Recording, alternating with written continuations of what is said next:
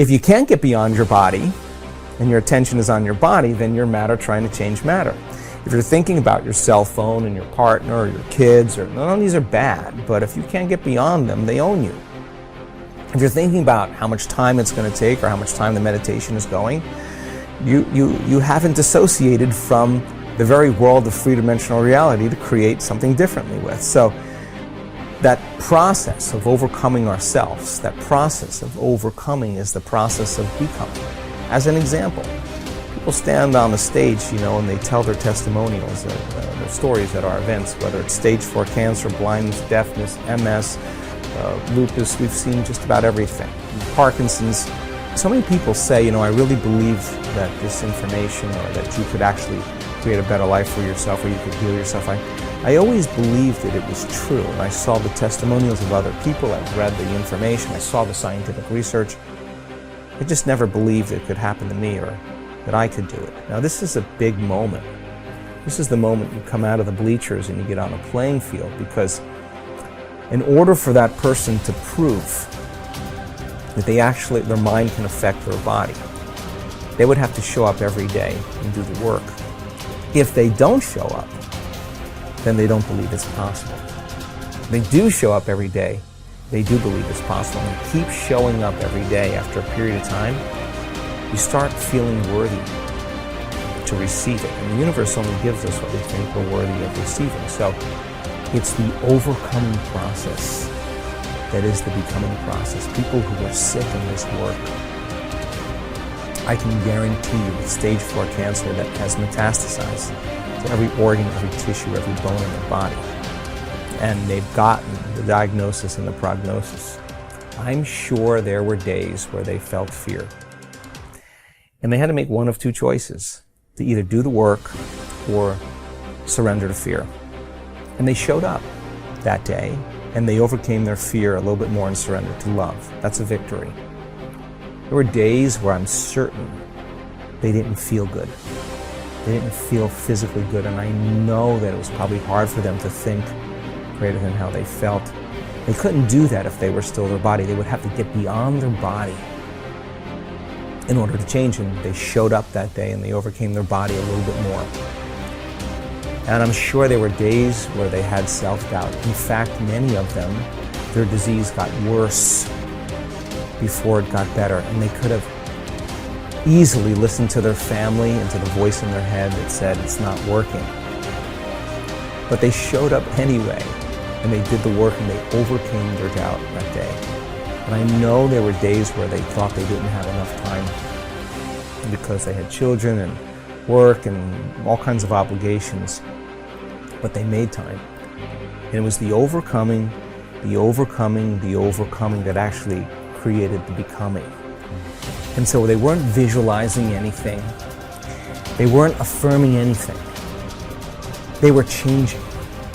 Now, many of them would have a great meditation, get up feeling wonderful, feeling like connected to the emotions of their future, and their sleeping patterns got better, had more energy, their pain diminished, but their blood values and their scans were still the same.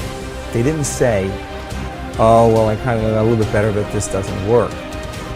That would be the old self, returning back to the old personality. They were more concerned about what they still had to change about themselves in order for their health to change.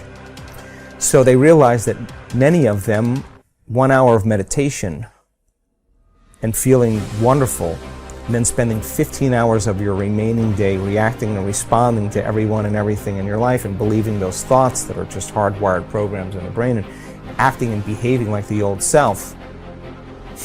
Genes aren't going to change that way, so all of a sudden now it became practical. I got to get so good at doing this with my eyes closed, but I got to do it with my eyes open. Now, this is the big game, because you got to be able to self-regulate. And so what became very practical to them is, now I'm going to rehearse how I'm going to be on the Zoom call. Now I'm going to rehearse how I'm going to be with my children, how I'm going to be with my ex. I'm going to monitor my responses. There's got to be a better way to be now. Now the game becomes very real, right?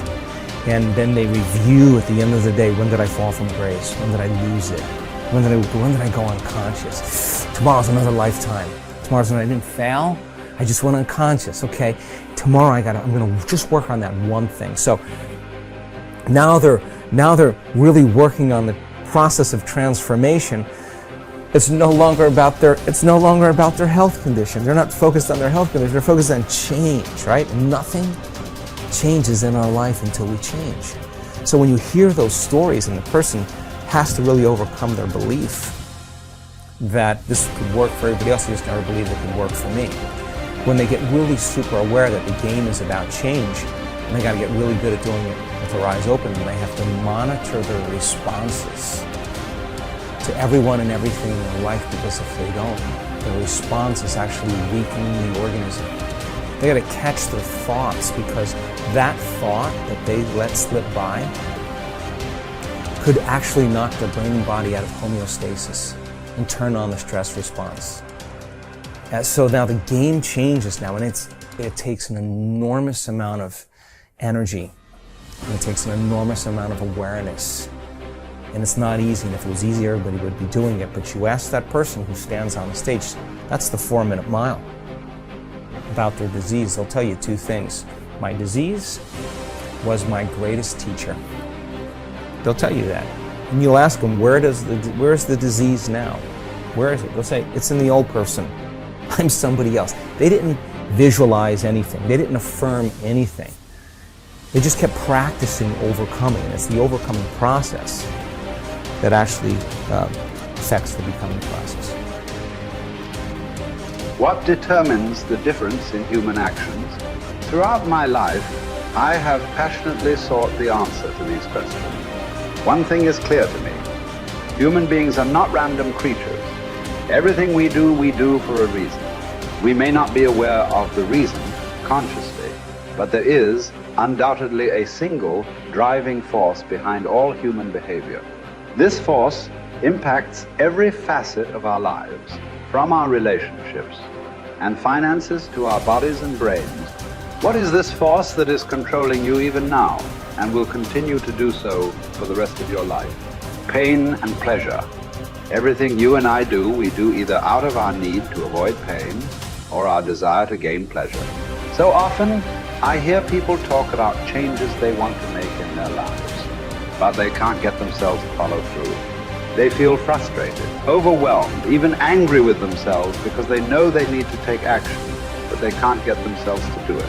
There is one elementary reason. They keep trying to change their behavior, which is the effect instead of dealing with the cause behind it. Understanding and utilizing the forces of pain and pleasure will allow you once and for all to create the lasting changes and improvements you desire for yourself and those you care about. Failure to understand this force dooms you to a future of living in reaction like an animal or a machine. Perhaps this sounds like a complete oversimplification, but think about it. Why don't you do some of the things you know you should do? After all, what is procrastination? It's when you know you should do something, but you still don't do it. Why not? The answer is simple. At some level, you believe that taking action in this moment would be more painful than just putting it off. Yet, have you ever had the experience of putting something off for so long that suddenly you felt pressure to just do it, to get it done? What happened? You changed what you linked pain and pleasure to. Suddenly not taking action became more painful than putting it off. A man who suffers before is necessary, suffers more than is necessary. What keeps you from approaching that man or woman of your dreams? What keeps you from starting that new business you've been planning for years? Why do you keep putting off that diet? Why do you avoid completing your thesis? Why haven't you taken control of your financial investment portfolio? What prevents you from doing whatever it takes to make your life exactly as you've imagined it? Even though you know that all these actions would benefit you, that they could definitely bring pleasure to your life, you fail to act simply because in that moment you associate more pain to doing what's necessary than missing the opportunity. After all, what if you approached that person and they rejected you? What if you tried to start that new business but failed and lost the security you have in your present job? What if you started a diet and went through the pain of starving yourself, only to gain the weight back eventually anyway? What if you made an investment and lost your money? So why even try? For most people, the fear of loss is much greater than the desire for gain, which would drive you more. Keeping someone from stealing the $100,000 you've earned over the last 5 years, or the potential of earning $100,000 in the next 5. The fact is that most people would work much harder to hang on to what they have than they would to take the risks necessary to get what they really want from their lives. The secret of success is learning how to use pain and pleasure instead of having pain and pleasure use you. If you do that, you're in control of your life. If you don't, life controls you. If we link massive pain to any behavior or emotional pattern, we will avoid indulging in it at all costs. We can use this understanding to harness the force of pain and pleasure to change virtually anything in our lives, from a pattern of procrastinating to drug use. How do we do this? Let's say, for example, you want to keep your children off drugs. The time to reach them is before they experiment and before someone else teaches them the false association that drugs equal pleasure. My wife and I decided that the most powerful way to make sure our kids would never use drugs was to cause them to link massive pain to drugs. We knew that unless we taught them what drugs were really about, someone else might convince them that drugs were a useful way of escaping pain. If we fail to direct our own associations to pain and pleasure, we're living no better than animals or machines, continually reacting to our environment, allowing whatever comes up next to determine the direction and quality of our lives. Our behavior, both conscious and unconscious, has been rigged by pain and pleasure from so many sources. Childhood peers, moms and dads, teachers, coaches, movie and television heroes, and the list goes on. You may or may not know precisely when programming and conditioning occurred. It might have been something someone said, an incident at school, an award-winning sports event, an embarrassing moment, straight as on your report card, or maybe failing grades. All of these contributed to who you are today. I cannot emphasize strongly enough that what you link pain and pleasure to will shape your destiny. As you review your own life, can you recall experiences that formed your neuro-associations and thus set in motion the chain of causes and effects that brought you to where you are today? What meaning do you attach to things? If you're single, do you look upon marriage wistfully as a joyous adventure with your life mate? Or do you dread it as a heavy ball and chain? As you sit down to dinner tonight, do you consume food matter? Of factly as an opportunity to refuel your body? Or do you devour it as your sole source of pleasure? Men, as well as women, are much oftener led by their hearts than by their understandings. Though we'd like to deny it, the fact remains that what drives our behavior is instinctive reaction to pain and pleasure, not intellectual calculation. Intellectually, we may believe that eating chocolate is bad for us, but we'll still reach for it. Why? Because we're not driven so much by what we intellectually know, but rather by what we've learned to link pain and pleasure to in our nervous system. It's our neuro-associations, the associations we've established in our nervous systems that determine what we'll do. Although we'd like to believe it's our intellect that really drives us, in most cases our emotions. The sensations that we link to our thoughts are what truly drive us. Many times we try to override the system. For a while we stick to a diet. We finally pushed ourselves over the edge because we have so much pain. We will have solved the problem for the moment. But if we haven't eliminated the cause of the problem, it will resurface. Ultimately, in order for a change to last, we must link pain to our old behavior and pleasure to our new behavior and condition it until it's consistent. Remember, we will all do more to avoid pain than we will to gain pleasure. Going on a diet and overriding our pain in the short term by pure willpower never lasts simply because we still link pain to giving up fattening foods. For this change to be long term, We've got to link pain to eating those foods so that we no longer even desire them, and pleasure to eat more of the foods that nourish us. People who are fit and healthy believe that nothing tastes as good as thin fields, and they love foods that nourish them. In fact, they often link pleasure to pushing the plate away with food still on it. It symbolizes to them that they're in control of their lives.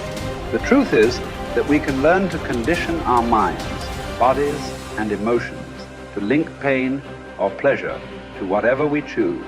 By changing what we link pain and pleasure to, we will instantly change our behaviors. With smoking, for example, all you must do is link enough pain to smoking and enough pleasure to quitting. You have the ability to do this right now, but you might not exercise this capability because you've trained your body to link pleasure to smoking, or you fear that stopping would be too painful. Yet, if you meet anyone who has stopped, you will find that this behavior changed in one day. The day they truly changed what smoking meant to them,